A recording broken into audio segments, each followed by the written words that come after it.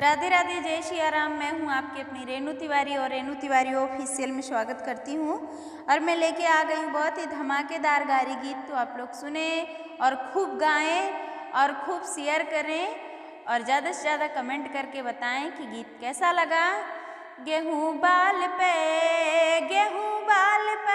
सुगना दुई दुई झुके, गेहूँ बाल पे सुगना चू चू करे, गेहूँ बाल पे सुगना दुई दुई झुके, गेहूँ बाल पे। अरे समधी के बहिनी पे थानेदार झुके, कोटेदार झुके, हवलदार झुके, प्रधान झुके, तहसीलदार झुके, गेहूँ बाल पे सुगना दुई दुई झुके, गेहूँ बाल पे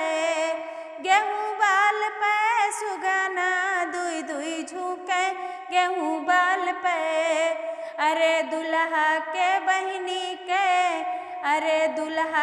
बहिनी पे थानेदार झुके, हवलदार झुके, हलवैया झुके, प्रधान झुके, गेहूँ बाल पे सुगना दुई दुई झुके, गेहूँ बाल पे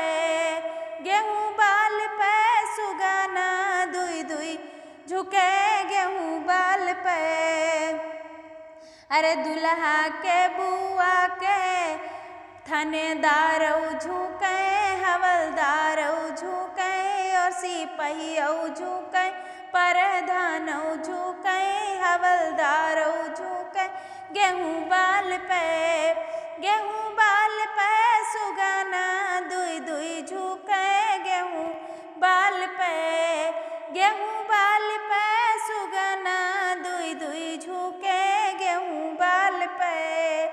अरे अगुआ के बहिनी पे थानेदार झुके, हवलदार झुके, सिपहिया झुके, प्रधान झुके, गेहूँ बाल पे